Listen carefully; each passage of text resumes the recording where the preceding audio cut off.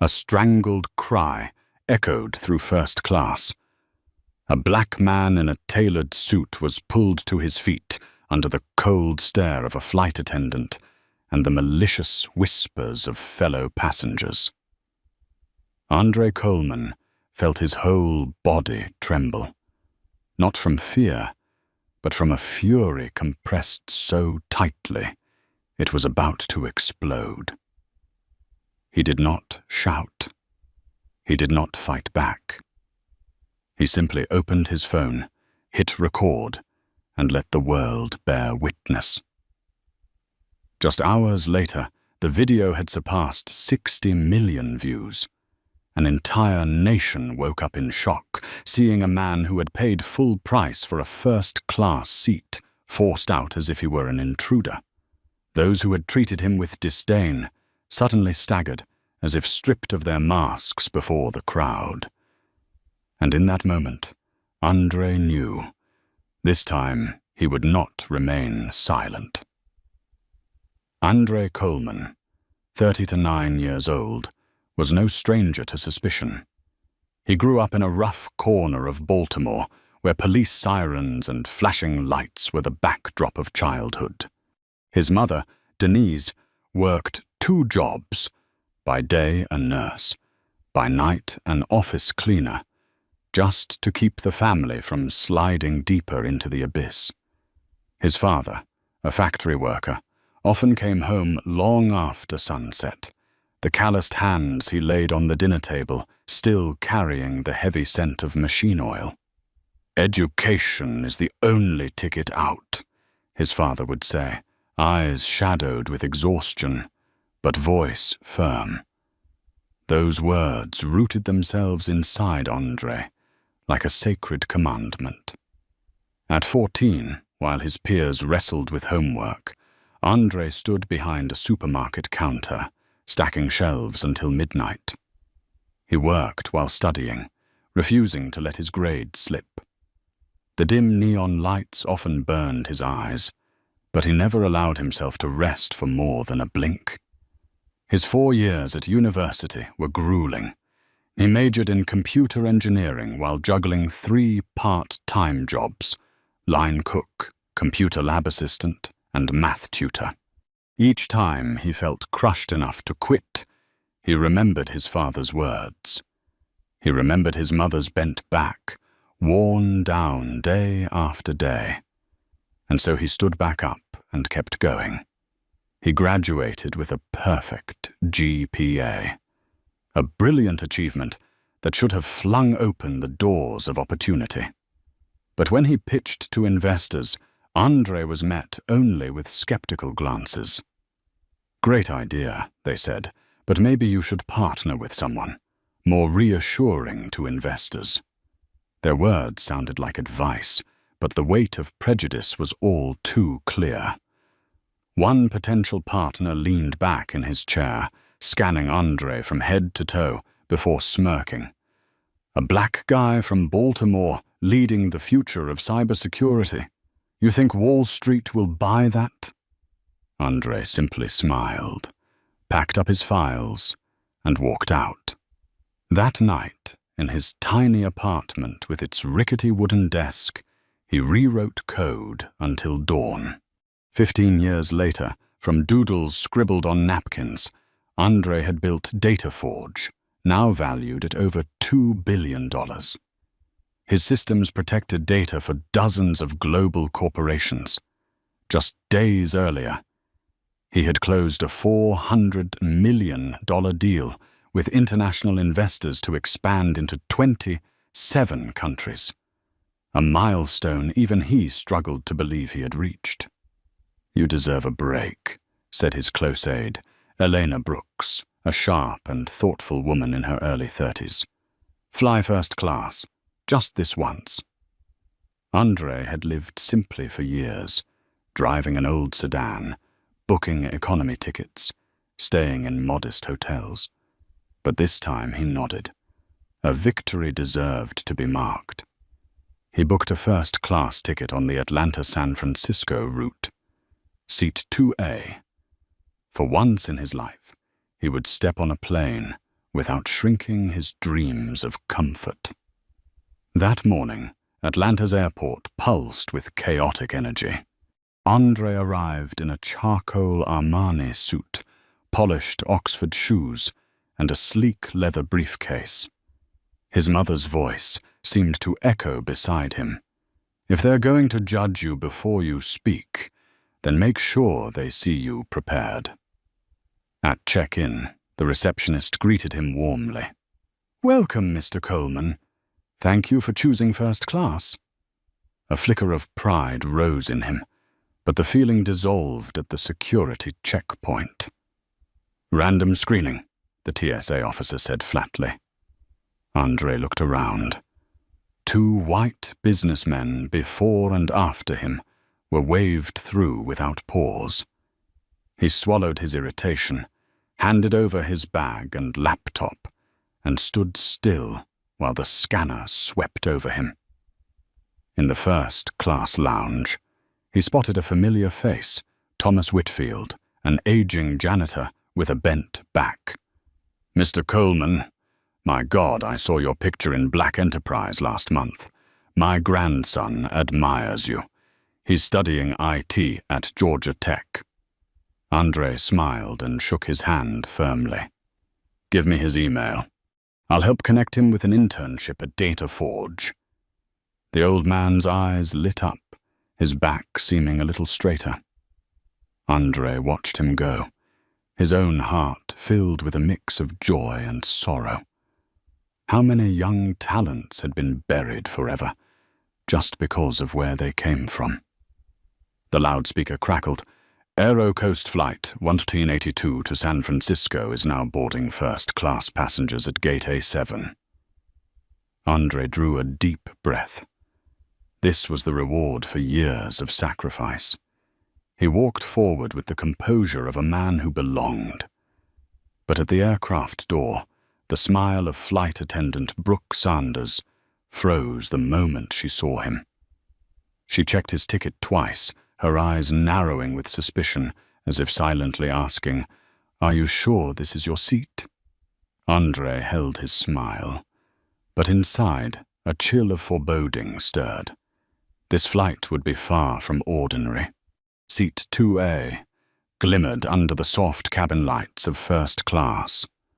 Andre Coleman placed his leather briefcase neatly in the overhead bin and arranged his tablet on the small table. Everything was precise, calm. But calm was often only the surface before the storm. A young flight attendant hung his suit jacket in the closet. "Welcome aboard, Mr. Coleman. Wine or champagne?" This time, her tone was not as cold as it had been at the aircraft door. Andre gave a slight nod, choosing a glass of sparkling water. He wanted his mind sharp. A disturbance rippled from the front. A heavy-set man with a flushed face and labored breath pushed through the aisle. Richard Langford, 50-5, a businessman in an expensive but wrinkled suit, entered as though the entire cabin had been waiting for him. "Sorry, the call ran long. Appreciate your patience." He laughed loudly, overflowing with confidence. His eyes landed on the front row. The moment he saw Andre settled in seat 2A, his smile vanished. "I think you're in the wrong seat." His voice carried like an order. Andre looked up, pointing to the ticket resting on his table. 2A. "My seat." Richard frowned and flashed his own ticket. "Impossible. I fly this route every month. It's always 2A. Tension spread through the cabin like electricity. Some passengers looked up, anticipating the familiar scene. A passenger who didn't fit the mold, about to be moved aside. Chief Flight Attendant Karen McAllister, her blonde hair neatly tied back, a golden badge gleaming on her chest, appeared. Her expression immediately leaned toward Richard. "Apologies for the inconvenience, Mr. Langford. Let me check." Andre kept his voice steady. "I booked this seat 3 weeks ago. I have the confirmation email." He held up his phone, proof displayed clearly. Karen barely glanced at it before turning back to Richard with a reassuring nod. It's probably a system error. Andre's eyes grew colder. He knew very well this was no error. What about another seat in first class? He asked evenly. All full, Karen replied, her reluctance barely hidden. Richard crossed his arms, his voice booming. I've got back problems. I need this exact seat. He can move elsewhere. From further back, a female voice spoke up. Priya Shah, an Asian businesswoman, leaned forward. Excuse me, but he has a ticket and a confirmation email. You can't just dismiss that. Karen turned back, face tightening. Ma'am, we'll handle this. Please do not interfere. A deep male voice followed. David Ortiz, a black attorney in a navy suit, braced his hand on the seat in front. I've watched from the start. It's clear he has the legal right to sit here. The way this is being handled isn't right. The air thickened. Eyes flicked toward Andre, some sympathetic, others filled with doubt. Karen clutched her iPad tighter, whispering to Brooke, the boarding attendant. Both cast furtive glances at Andre, as if he were a threat.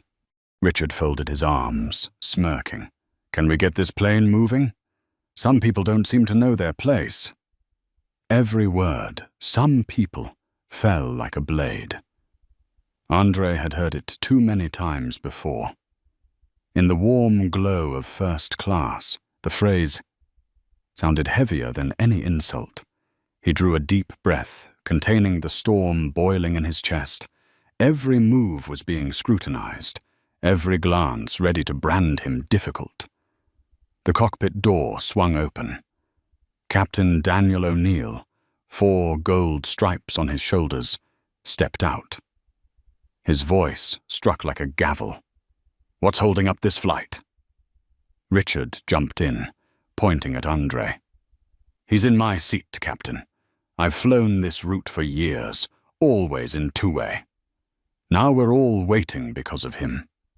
Daniel cast Andre a glance, his expression already decided. We need to resolve this. Show me your documents. Andre handed over his ticket and email. Daniel glanced briefly before turning to Karen. What does the system say? It shows a duplicate seat, Captain. But Mr. Langford is a diamond, tier passenger. Daniel gave a slight nod, as if the conclusion was self-evident. Mr. Coleman, I'm going to ask you to move to premium economy. Andre sat taller, his voice slow and firm. I've done nothing wrong. I paid for this seat. I have valid confirmation. This is my seat. Silence swept the cabin. Passengers held their breath. Priya leaned forward again. Captain, this isn't Mr. Coleman's fault. He has the ticket. Do the rules only apply to some people? David added, voice unwavering. If he leaves his seat, this is no longer about resolving an error. It's discrimination. Daniel's brow furrowed. Everyone, please remain seated.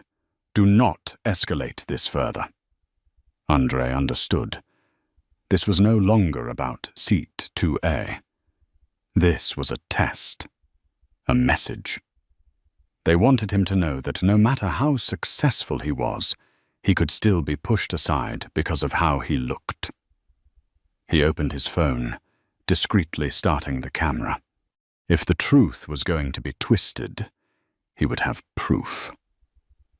Richard leaned closer, muttering loudly enough for others to hear. People like you, always causing trouble, never knowing your place. Andre kept his gaze steady. He did not react. But in his heart, a decision crystallized. This time, he would not stay silent. Karen stepped forward, her voice tight. "Mr. Coleman, if you do not comply, we'll be forced to call security." Whispers rippled across the cabin. Some shook their heads, irritated, believing he was the problem. But others looked at him differently, with empathy, even respect.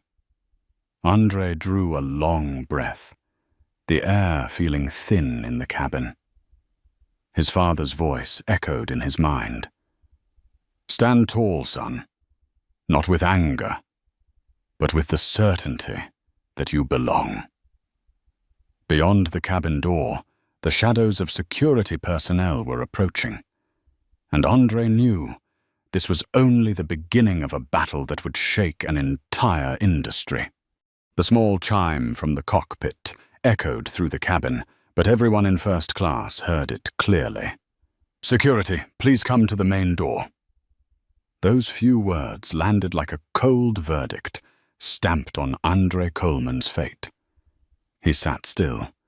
His body was taut like a drawn string, yet his face remained calm.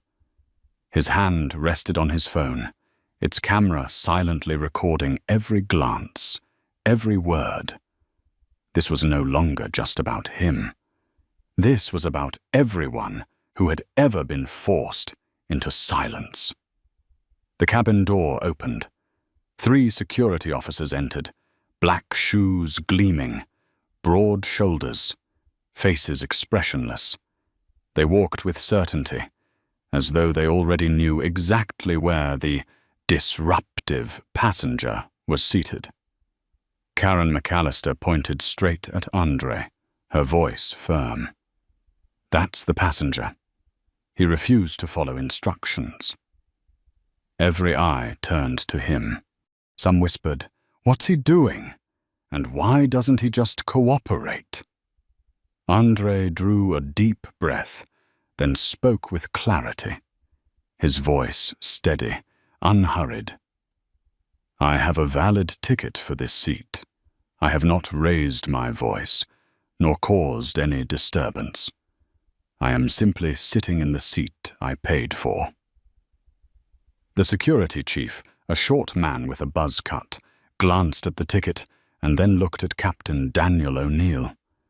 Daniel shook his head slightly, his eyes saying it all. "Take him away." Andre understood. The decision had been made before they even entered.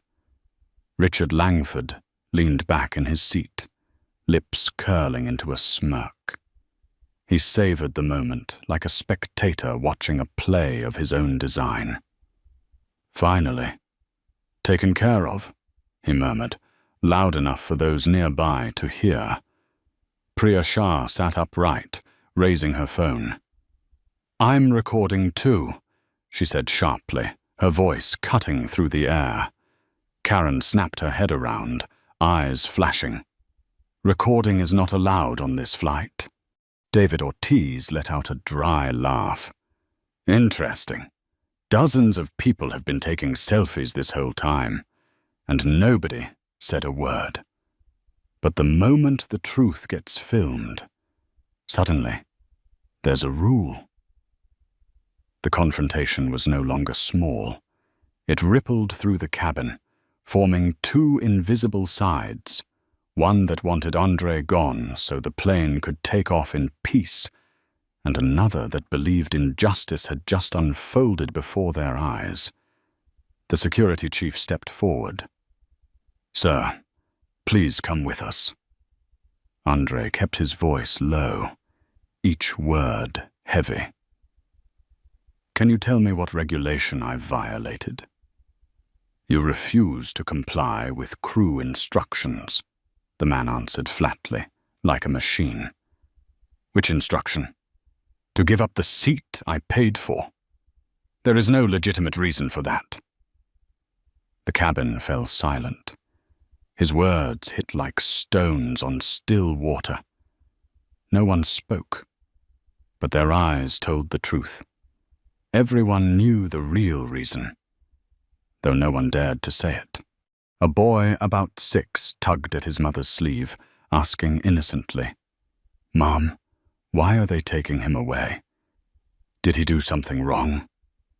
The mother quickly pulled him close, whispering, "Hush, don't ask." But that small question echoed through the cabin, sharper than any justification. Andre rose, his movements slow and deliberate. He packed away his tablet, lifted his briefcase. When he looked up, his eyes locked with Richard's. The look was not angry, not submissive, but cold and certain, the look of a man who knew he would return. "Very well," he said, his voice carrying evenly through the cabin. "I'll go. But everyone here is witnessing exactly what's happening." David sprang up, holding out a business card.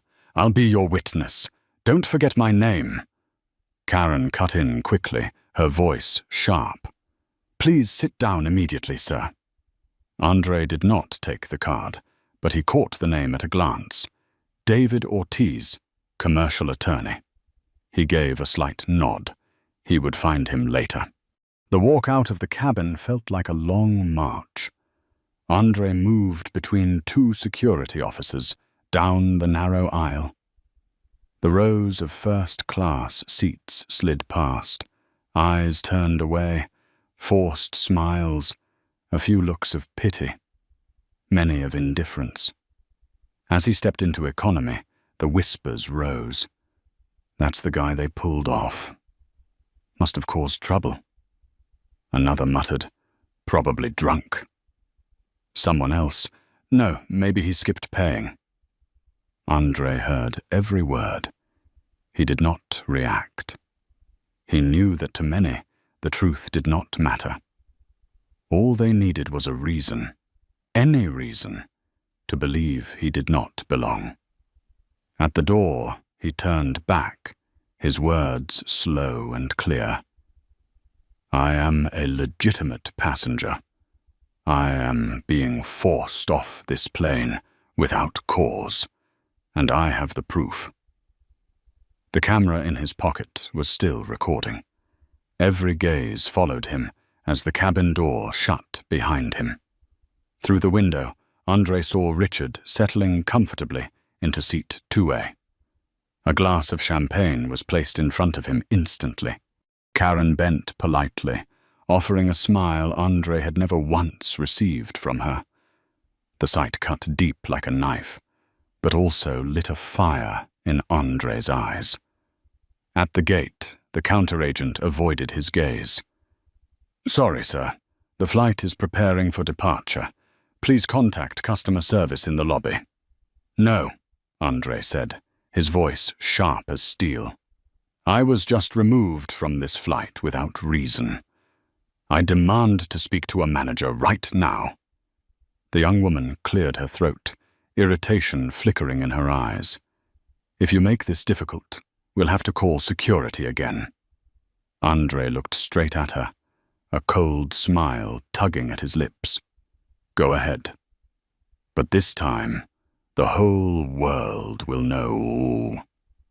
He pulled out his phone, dialing. "Elena, I need you now. They just forced me off the plane. Prepare another strategy and get the lawyers. This is only the beginning." In that moment, Andre Coleman knew. This humiliation was not defeat.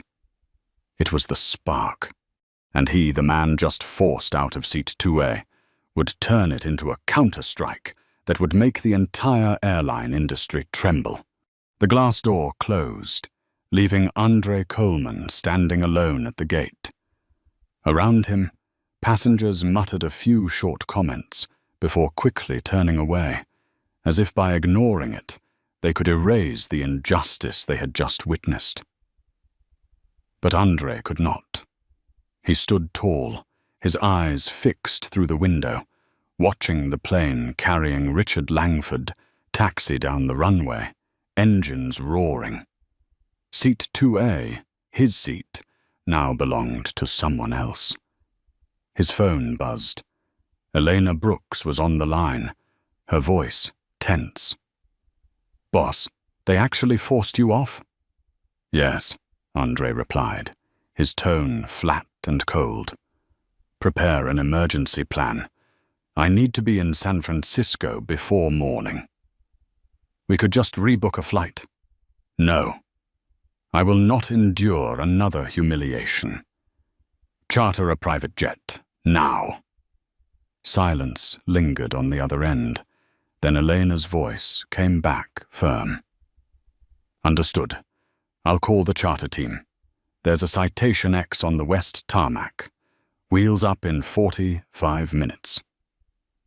Andre ended the call and took a deep breath. The sting of humiliation still burned on his skin.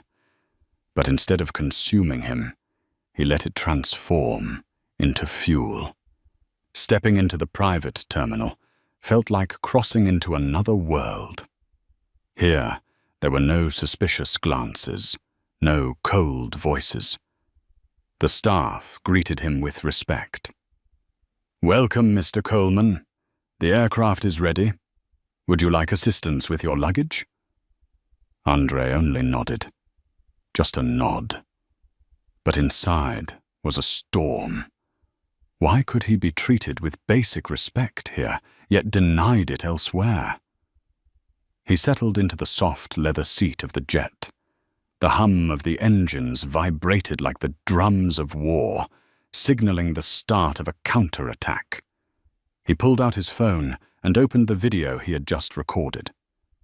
The footage was crystal clear. Karen McAllister dismissing his email confirmation. Captain Daniel O'Neill ignoring his documents. Richard Langford sneering with words of disdain. It was undeniable. Andre didn't post it immediately. He called Monica Levine, Dataforge's legal counsel. "Monica, I have video evidence. Clear discrimination." Her voice cut sharp on the line. "Send it to me right away. I'll review it before you release anything. This isn't just a personal incident. This could be a landmark case." Andre hit send. Minutes later, Monica responded. "It's solid. No privacy violations, since it was recorded in a public setting. You can release it. I recommend attaching a statement. Calm, not emotional.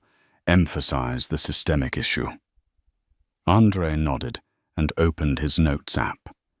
His hand trembled slightly, not from fear, but from the weight of the moment. He typed, "I share this story not to seek pity, but to shine a light on reality. Today, I was forced out of a seat I paid for, not because of system error, but because of bias. If this can happen to me, a CEO with every legal proof, it has happened and will continue to happen to countless others without a voice. This is not just about a seat. This is about dignity." He tagged it. "Charge justice for Andre. Seat to A." His finger paused for a beat, then pressed post. The Citation X roared into the night sky. Outside the window, Atlanta's lights shrank into dots, giving way to the vast darkness above. Andre's phone buzzed non-stop. Notifications poured in. Shares, comments, retweets. The video spread like wildfire. Elena called back, her voice alight with excitement. "Boss, the video is viral. 500,000 views in 20 minutes. Journalists are already reaching out non-stop." Andre leaned back, eyes closed. The image of Richard lounging in seat 2A replayed in his mind. But this time, instead of pain, a thin smile touched his lips. He would not sit there undisturbed for long. In San Francisco, as the jet touched down, Andre's phone overflowed with messages from friends, colleagues, investors, and even strangers. A new hashtag had surged to the top of national trends. hashtag boycott Aerocoast. That evening, news broadcasts across the country led with the same headline: Black CEO forcibly removed from first-class seat. Video goes viral. Aerocoast stock plummeted 8% in after-hours trading. Investors began to panic. Andre stepped out of the private terminal, a black sedan waiting. He didn't head to his hotel as planned. Instead, he told the driver, "Straight to the convention center. I need to rewrite my entire speech." That night, in a suite overlooking the San Francisco skyline, Andre sat at his desk, the glow of his laptop casting a pale blue light. His original plan, to talk about encryption technology, now felt trivial. He started from scratch, drafting not a technical lecture, but a rallying call about dignity, justice, and leadership responsibility. Outside, the city slept, unaware that by morning an earthquake would shake the nation. Inside, Andre knew Seat 2A might have been stolen from him, but that story would become the seat of power that forced an entire industry to change. San Francisco woke up blazing bright, as if the city itself sensed a storm about to break. The National Convention Center was packed to capacity. More than 2,000 seats in the main hall had been filled early. Extra screens were set up in the corridors, and outside, long lines of people pressed in, hoping for a chance to hear. It wasn't just technologists, but also journalists, social activists, and some of Wall Street's most powerful figures. They had all been drawn here by one name: Andre Coleman. He stood backstage, dressed in a sharp suit, eyes fixed on the heavy velvet curtain.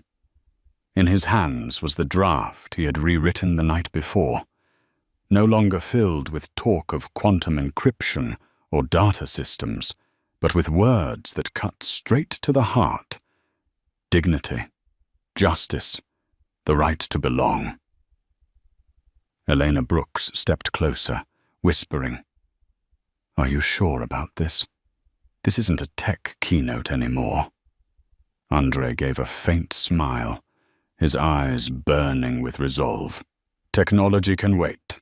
But today, people need to hear the truth." The host's voice rang out. "Please welcome the CEO of DataForge, Mr. Andre Coleman." The hall erupted in thunderous applause. Some shouted his name, others raised their phones to record. Andre walked into the spotlight, the glare of the stage lights wrapping him in an undeniable aura. He began slowly, his deep voice steady. "Today I was invited to speak about encryption and security. But this morning I realized something. We cannot protect data if we do not protect people." The hall fell silent. Andre recounted his story, the first-class ticket he had bought with 25 years of sweat and sacrifice, the suspicion he faced at the boarding gate the moment he was forced out of seat 2A. He didn't shout. He didn't accuse. He simply told it calmly, each word cutting like a blade. Then he fixed his gaze on the rows of journalists. "What happened to me is not an exception. It is part of a system, one where people decide who belongs and who doesn't, not based on facts, but on prejudice." Applause thundered back at him. People rose to their feet, row by row, until the entire hall was standing, a wave of solidarity rolling forward. At that moment, Leno slipped him her phone. "You need to see this." On the screen was a string of leaked emails from an anonymous source. Andre read quickly. Patricia West, Customer Relations Director at Aerocoast. VIP Richard Langford needs 2A, as always. The seat is currently held by a passenger named A. Coleman. Handle it discreetly. Karen McAllister. Understood. If he complains, we'll call it a system error. Don't worry, that kind of passenger usually doesn't make a fuss. Another attendant added, he's probably just some engineer lucky enough to get upgraded. Not a priority. Andre looked up.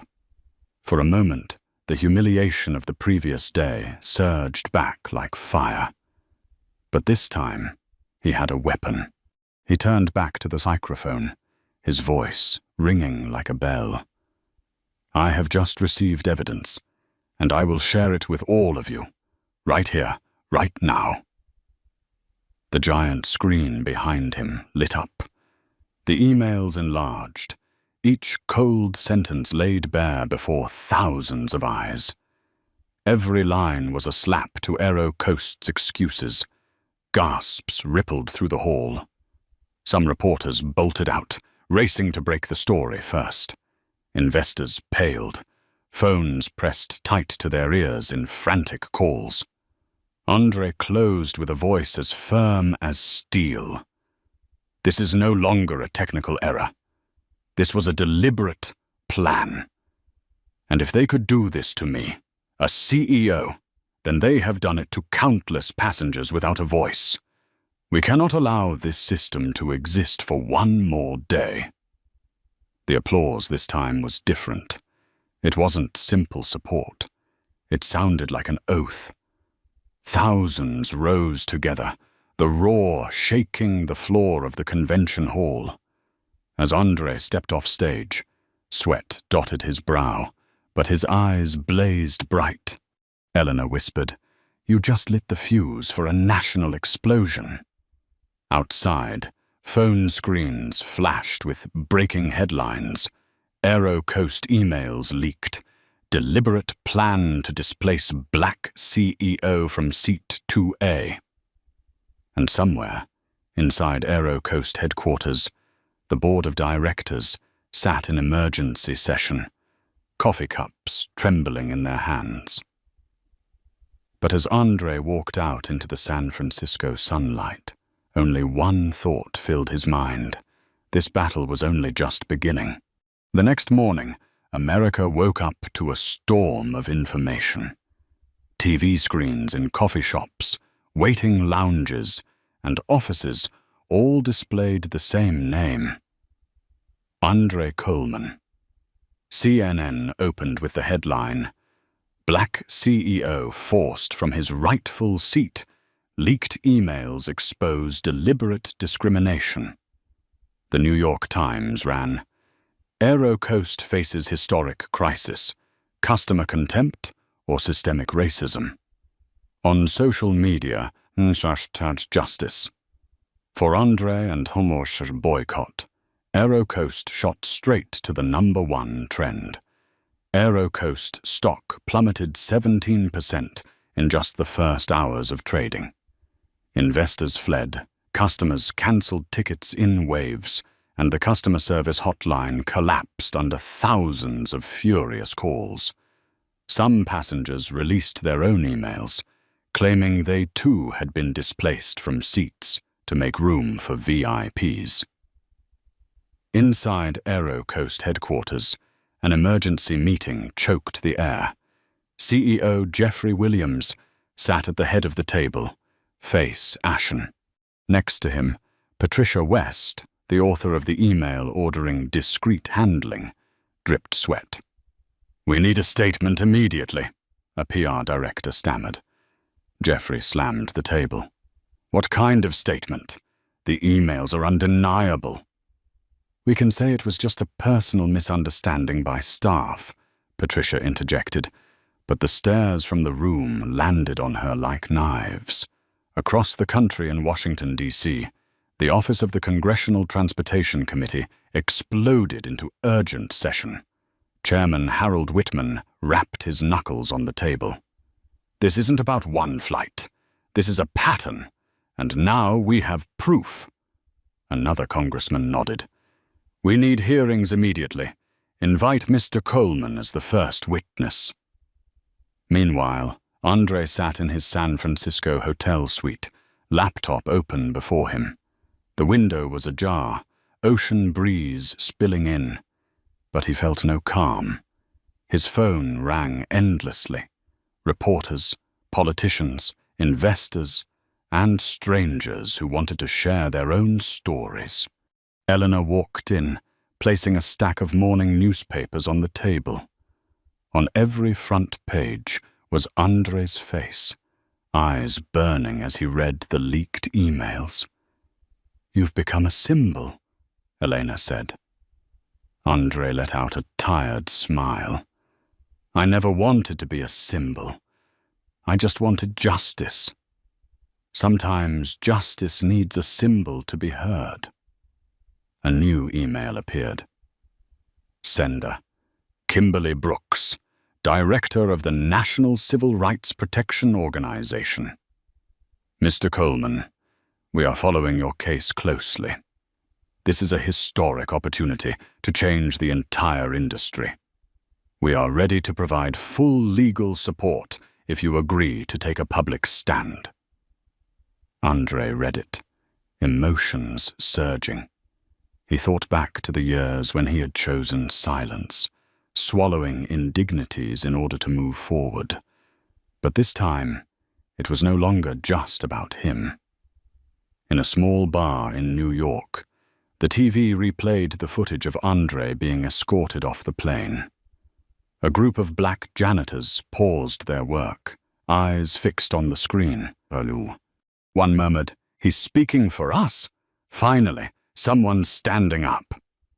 At the same time in Los Angeles, an Asian-American businesswoman showed her son the video on her phone. "Do you see this? This is why you must never stay silent when injustice happens." Andre's story had broken beyond a first-class cabin. It spread into homes, offices, and became a national conversation. That evening, Andre received an unexpected call. The screen displayed a Washington, D.C. number. "Mr. Coleman, this is Congressman Harold Whitman. Next week, the Transportation Committee will hold hearings on discrimination in the airline industry. We want you as the first witness." Andre was silent for several seconds. In his mind, he heard his father's voice. "You must stand tall, not just for yourself, but for those who never had the chance." He drew a deep breath. "I accept." That night, Andre did not sleep. He sat by the window, looking out at the San Francisco lights, thinking about seat 2A, the seat stolen from him, but one that had opened another door. One first-class seat traded for a national stage. He knew the hearing would not be easy. There would be those who tried to paint him as extreme, others who would dig into his past. But he was ready. Because for the first time in his life, Andre felt it with certainty. This fight was no longer his alone. Washington, D.C. That morning was damp, the sky heavy and grey, like a curtain drawn over a grand stage. Outside the Capitol, hundreds of people crowded the entrance. Banners rose above the throng. "Justice for Andre. End discrimination in the skies." Cameras lined the steps, every major news outlet present. Andre Coleman stepped out of a black SUV, dressed in a navy suit that fit sharp, his eyes unwavering. Before him was not just a hearing, but a moment of history the entire nation was watching.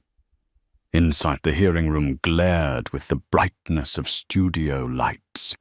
In the front rows, lawmakers whispered over stacks of thick papers. Behind them, journalists squeezed shoulder to shoulder, and the public gallery was filled to the last seat. At the center stood the witness table, with a single microphone waiting. Andre sat, placing his leather case carefully. His heart pounded hard, but his face remained calm. He knew even the slightest frown could be twisted or cut into a different story. Congressman Harold Whitman, chairman of the committee, struck his gavel. This hearing is now in session. Today we address allegations of discrimination in the airline industry. Our first witness, Mr. Andre Coleman, CEO of DataForge. The room fell silent. Andre adjusted the microphone. His voice was deep, each word ringing like metal. I sit here today, not only as a customer who was humiliated, but as a voice for thousands who have endured the same, though their names were never known. He recounted the events, the ticket for seat 2A, the suspicious stares at the boarding door, the cold decision of the captain. He played the video on the large screen, Karen McAllister dismissing his evidence, Richard Langford uttering the words, "people like you," and security escorting him away. The hearing room held its breath. A few lawmakers lowered their eyes, avoiding the cameras. Then Andre turned to the leaked emails. On the screen, the words projected large and bold. This type of customer usually doesn't make noise. Ensure VIP has 2A as always. The chamber erupted with gasps, whispers, and camera flashes. This was not a technical error. This was a system upheld by prejudice, Andre concluded, his voice firm. Congressman Whitman leaned forward. Mr. Coleman, what changes do you believe are necessary? Andre inhaled deeply, then spoke with clarity. 3 things. First, airlines must be required to publicly disclose data on discrimination, related complaints. Second, impose heavy financial penalties on airlines that violate, with those funds directed to civil rights education. Third, establish independent oversight of employee training, so that combating bias is not just a slogan, but a reality. The room stirred. Some lawmakers scribbled notes frantically. Then it was AeroCoast's turn. Jeffrey Williams, the airline's CEO, sat at the witness table. His shirt clung with sweat, his tie drawn too tight. His voice trembled. We deeply regret this unfortunate incident. This was an individual mistake, not reflective of company policy. Congresswoman Marjorie Clark cut in. An individual mistake. What about the email from your head of customer relations? That is clearly systemic. Jeffrey faltered, his words choking. Cameras turned to Patricia West, the author of the email, her face pale in the back row. Andre watched, not with satisfaction, but with certainty. He knew the truth was bigger than individuals. It was embedded in the system. The climax came when Karen McAllister, the lead flight attendant, was called. She stepped forward, her face stiff, her lawyer by her side. Her voice shook. I was only following orders. Every attendant understood that VIP passengers, especially those with influence, were to be prioritized. That understanding was tied to appearance and status. What do you mean? A congressman pressed. Karen swallowed hard, then blurted, It usually meant passengers of color were the first to be sacrificed when there was a conflict.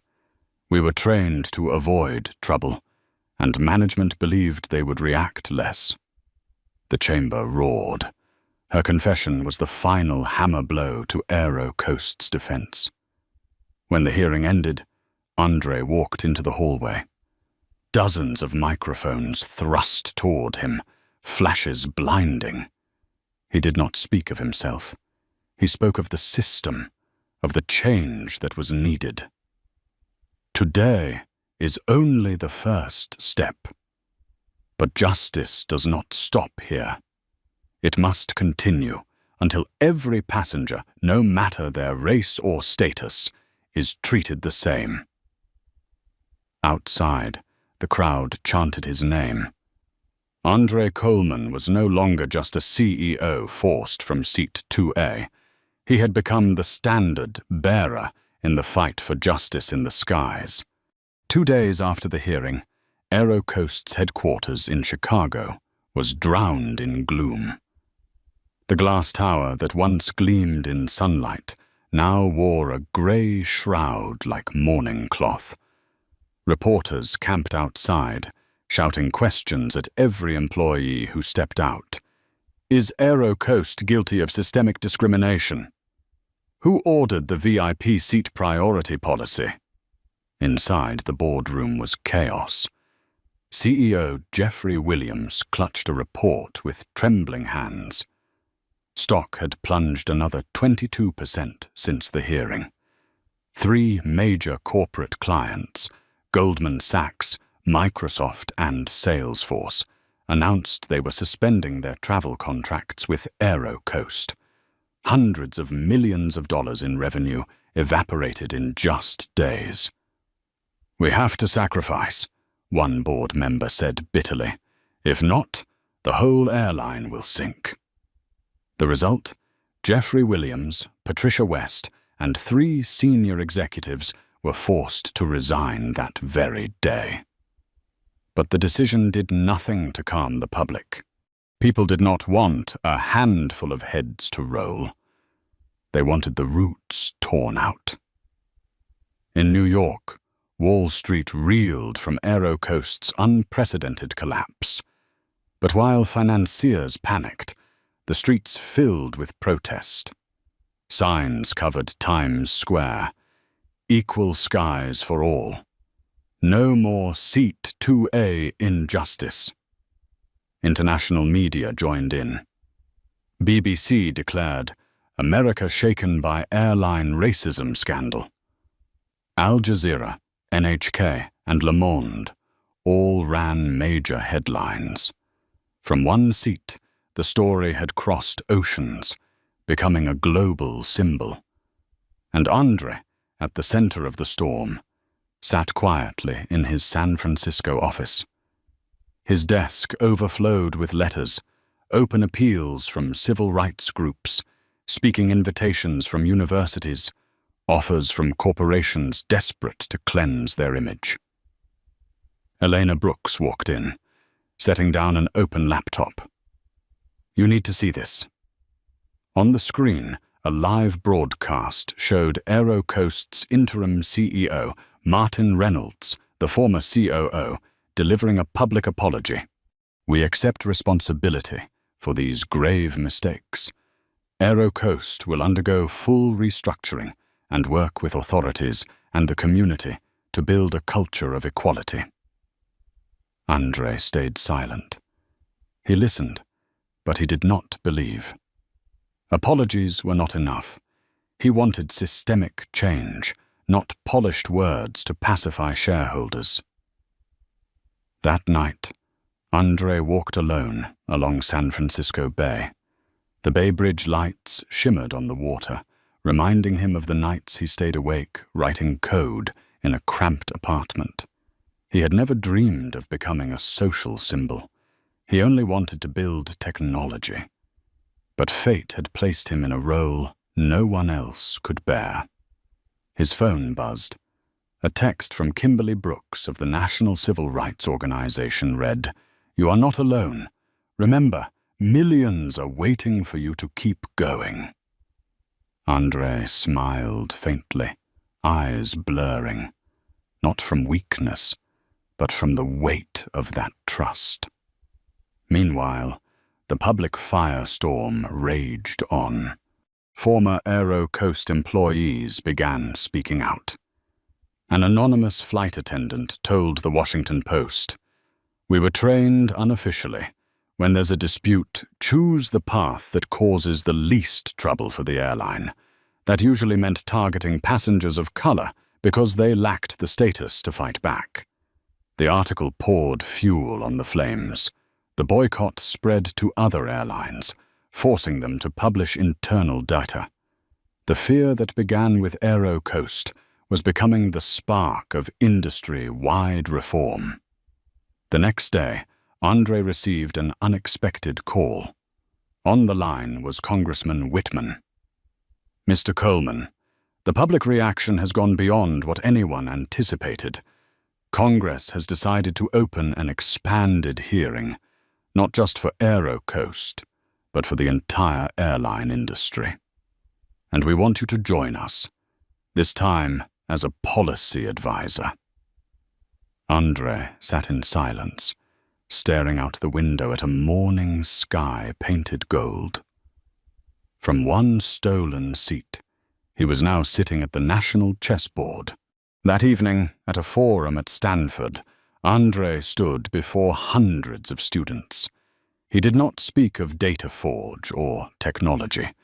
He spoke of dignity, of the years of being underestimated, of the flight that changed everything, and of turning humiliation into an opportunity for reform. A student rose and asked, "Were you afraid, facing down an entire corporation, an entire industry?" Andre smiled, his eyes alight.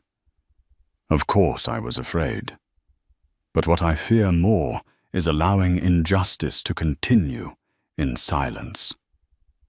Applause thundered, not only from the students, but from thousands watching online around the world. As Andre left the hall, Elena walked beside him and whispered, "You know, they call you the man of seat 2A. But I think from now on, you're no longer sitting there alone. The whole world is sitting with you." Andre looked up at the night sky, where planes blinked as they crossed the clouds. One day, every passenger on those flights would be treated equally, and he would not stop until that day became real. 6 months after the scandal that shook the airline industry, Andre Coleman stood in the departure hall of Atlanta International, the very place where fate had once ripped away his silence. Everything felt familiar. The loudspeaker announcements, the rolling suitcases, the sunlight pouring through the glass dome. But today, the air was different. The AeroCoast check, Encounter, gleamed brand new, with a bold sign above it, "Commitment to equality, dignity for all." The staff behind the counter was a diverse team, their smiles genuine. When Andre approached, the young agent bowed slightly. "Welcome back, Mr. Coleman. It is an honor to have you on board today." There were no suspicious glances, no rushed inspections. Only simple respect, the respect he should have always received. At Gate A7, the very place that had witnessed the most humiliating moment of his life, now stood a large display with a declaration. "AeroCoast commits to equal treatment for all passengers. No one will ever be downgraded because of status or appearance. Every traveler has the right to keep the seat they purchased, without exception." Andre read it and nodded. These words were not just public relations. They had been carved by sweat, tears, and the storm he had unleashed. The announcement came. "Now boarding, first. Class passengers for AeroCoast Flight 1382 to San Francisco." Andre drew a deep breath and walked into the priority lane. His heart beat with pride, but also with weight. 6 months ago, at this very moment, he had been stopped, scrutinized. Today, the flight attendant bowed. "Welcome back, Mr. Coleman. Seat 2A is ready for you." The voice carried no doubt, only respect. The first-class cabin glowed, the leather seats gleaming, new plaques mounted above each row. Respect, service, equality. Andre found 2A, the same seat that had sparked a movement. On the small table lay an elegant envelope. Inside was a handwritten card. Dear Mr. Coleman, thanks to your courage, Aero Coast has changed. Thank you for forcing us to confront ourselves. With respect, the new leadership of Aero Coast. Andre sat down, his fingers brushing the smooth leather. 6 months ago, this seat had been a symbol of exclusion. Now it was a symbol of change. As he placed his laptop in the compartment, a familiar voice came from across the aisle. Mr. Coleman, do you remember me? Andre turned. It was Thomas Whitfield, the elderly janitor he had met in the first-class lounge that day. He was still in his humble uniform, but his eyes shone with pride. My grandson, he said, voice trembling with emotion. He just started his internship at Data Forge, all because of your promise. Andre smiled warmly.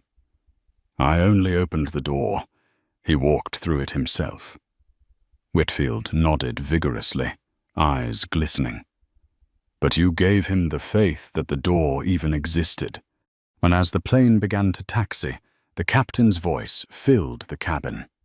Ladies and gentlemen, today we are honored to have a special passenger, Mr. Andre Coleman, the man whose courage inspired change across the entire airline industry. Applause erupted through the cabin. Andre bowed his head slightly in thanks. He did not crave personal glory, but he knew that every clap was a signal of a new chapter, one where fairness was a standard, not an exception. In the quiet moment, Andre opened his email. A new message appeared from Amanda McAllister, the chief flight attendant, who had once removed him from seat 2A. Mr. Coleman, I do not ask for forgiveness. For the past 6 months, I have been attending bias training, working with civil rights groups. I now teach new flight attendants about my mistake. I know I hurt you, but I hope to turn that wrongdoing into a lesson for others. Thank you for maintaining your dignity that day. It was your composure that changed me. Andre closed his eyes briefly. He would not forget, but he felt a spark of hope. Even those who had once caused pain could learn to do better. Outside the window, the San Francisco skyline appeared on the horizon. Andre thought back to his boyhood in Baltimore. A child in worn-out shoes, studying by night while working by day. Believing that education was the only way out of his neighborhood, that boy now sat in seat 2A, not because of a first-class ticket, but because he had turned humiliation into the lever that moved an entire industry. The wheels touched down with a screech. A young passenger nearby leaned over and whispered, "You are the reason I applied for an internship at Data Forge. Thank you for making me believe that we belong too." Andre smiled. Seat 2A had finally become a seat for everyone. 1 year after that fateful day, Washington, D.C. once again blazed with cameras, but this time, Andre Coleman did not walk into a hearing room with a tense face. He walked in as a leader, the founder of the Air Travel Equality Initiative, an independent watchdog for the entire airline industry. The grand hall of the Department of Transportation was packed. Airline executives, lawmakers, journalists, and community leaders filled the room. Behind the podium, a banner read, "One sky, equal for all." Andre stood before the microphone, his voice ringing like a bell. Seat 2A has become a symbol. But it is not just my seat. It represents the right to belong for everyone. From today forward, Every airline operating in the United States is required to publish data on discrimination. We will no longer be silent. No more exceptions." The applause thundered, not the polite kind, but the heartbeat of an entire generation. After the conference, Andre returned to the new offices of the initiative on Massachusetts Avenue. The walls were lined with screens displaying reports from airlines, complaint rates, seat assignments, demographic data. The numbers were no longer buried, but illuminated for all to see. Elena Brooks, now the executive director of the initiative, walked in. "You should see this." On the screen played a BBC report. Europe, Asia, and Africa begin adopting the US model of airline oversight. Andre smiled faintly. From one flight, now the world was beginning to change. That evening, Andre attended a United Nations Awards ceremony.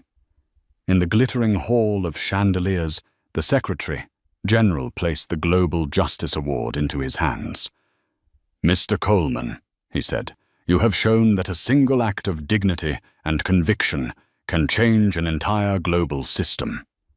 Andre bowed his head, but in his heart he heard his father's voice once more. "Stand your ground, son. Not with anger, but with the belief that you belong." Back at his hotel, Andre opened his laptop and read emails from around the world. A student in Kenya wrote, "Because of your story, I had the courage to sue my local bus company for discrimination." A young engineer in India shared, "I applied for a leadership position I once thought I could never deserve." Andre closed the laptop, his eyes misting over. Seat 2A had flown farther than he had ever imagined. A week later, Andre was back on a flight to San Francisco. This time, the first-class cabin was full of passengers of every color, every profession, all treated equally. When the plane leveled at cruising altitude, the captain's voice came over the intercom. "Ladies and gentlemen, today we have a very special passenger. Because of him, everyone can now sit in the seat they paid for, without exception. Please join me in thanking Mr. Andre Coleman." The cabin erupted in applause. A little white girl sitting with her parents turned to Andre, her eyes shining. "You're the man from seat 2A, aren't you? My teacher told us about you." Andre smiled and leaned down to whisper, "Yes. But remember this. Seat 2A now belongs to everyone. And one day, you too can change the world." The plane soared above the clouds, the setting sun painting the horizon red. Andre gazed out the window, his heart filled with peace. He knew the journey was not over. There were still systems to confront, injustices to challenge. But from that one small seat, he had proven that a single person who stood firm could change the entire sky. High above, the engines hummed like a victory song, and in the glow of twilight, Andre closed his eyes and heard his father's voice once more in memory.